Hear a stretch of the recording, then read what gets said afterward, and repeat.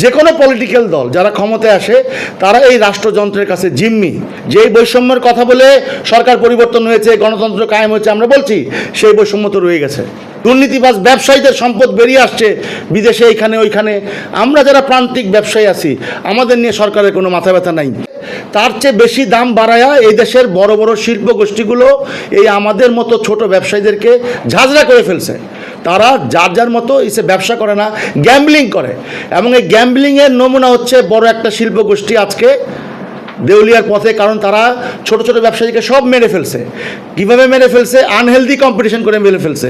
তারা ব্যাংক থেকে হাজার হাজার কোটি টাকা লোন নিয়ে তারা বৈষম্যভাবে বিভিন্ন আনহেলদি কম্পিটিশন করে ছোট ব্যবসায়ীদেরকে মাঠে মেরে ফেলছে। আমাদের ব্যবসা ক্ষতিগ্রস্ত করার জন্য ওই আমলাতন্ত্র, ওই শিল্প গোষ্ঠীদেরকে সুবিধা দেওয়ার জন্য আজকে বিভিন্ন কালাকানুন করছে আমাদের, যাতে আমরা ব্যবসা করতে না পারি। এই রাষ্ট্রের যত আমলাতন্ত্র আছে আমরা বারবার কিন্তু বলেছি, কেউ শুনতে চায় না, শুনে কিন্তু কোনো বাস্তবায়ন করে না। আমার মনে হয় যে কোনো পলিটিক্যাল দল যারা ক্ষমতায় আসে তারা এই রাষ্ট্রযন্ত্রের কাছে জিম্মি। এই জিম্মি দশা থেকে যদি তারা বেরোতে না পারে, টোটাল সিস্টেমকে যদি ভেঙে চলে না করতে পারে, এই 25 লক্ষ সরকারি কর্মকর্তা কর্মচারী, বিভিন্ন বাহিনী শুধু তাদের সুবিধা নিতে ব্যস্ত। একটা গোষ্ঠী লুট করে চলে গিয়েছে, আরেকটা গোষ্ঠী ক্ষমতায় আসছে, কিন্তু তারা ওইভাবে মাত্র 3 মাস তারা ওইভাবে কিছু করতে পারছে না। মাঝের ইউনূসের মতো তত্ত্বাবধায়ক সরকার বা ইন্টারিম সরকার যা আসছে, এই অপদার্থ সরকার আরও ক্ষতি করে গিয়েছে আমাদেরকে।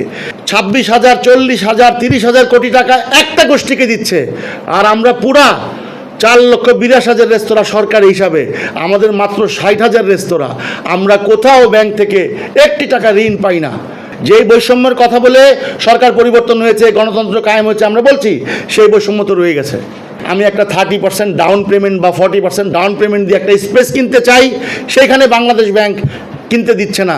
কারণ ওই প্রপার্টিগুলো তো সব দুর্নীতিবাজদের, ম্যাক্সিমাম দুর্নীতিবাজদের প্রপার্টিগুলো বাংলাদেশে ক্রিম জায়গায় তারা কিনে রাখছে, সেইখানে সরকার হানা দিচ্ছে না। সরকারি কর্মকর্তার সম্পদ বেরিয়ে আসছে, এক একজন 1200 কোটি, 100 কোটি, 500 কোটি। দুর্নীতিবাজ ব্যবসায়ীদের সম্পদ বেরিয়ে আসছে বিদেশে, এইখানে ওইখানে। আমরা যারা প্রান্তিক ব্যবসায়ী আছি আমাদের নিয়ে সরকারের কোনো মাথা ব্যথা নাই। কিন্তু যে হিসাবে এই শুধু ক্ষমতার পালাবদল হয়েছে, কিন্তু সিস্টেমের কোনো চেঞ্জ আমরা এখন পর্যন্ত দেখতে পাইনি। এই হায়ার এডুকেশন একটা ব্যবসা হয়ে গেছে আমাদের ক্ষেত্রে।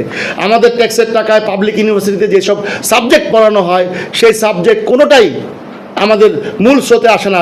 তার জন্য আমাদের 30 লক্ষ শ্রমিকের মধ্যে আমি 5% শ্রমিক পাবো না, বা কর্মচারী পাবো না, বা কর্মকর্তা পাবো না যে তারা ট্রেইনড, তারা স্কিল্ড। কিন্তু আমাদেরকে স্কিল না করেই তারা নিয়ে যাচ্ছে জরিমানার আওতায়। ভোক্তা অধিকারে এক একজন করে নতুন আসে, এক একজন হিরো।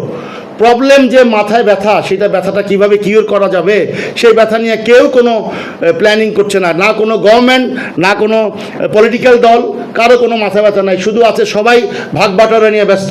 ইএফটি ফার্স্টের সাথে ট্রেড করুন যে কোনো জায়গা থেকে।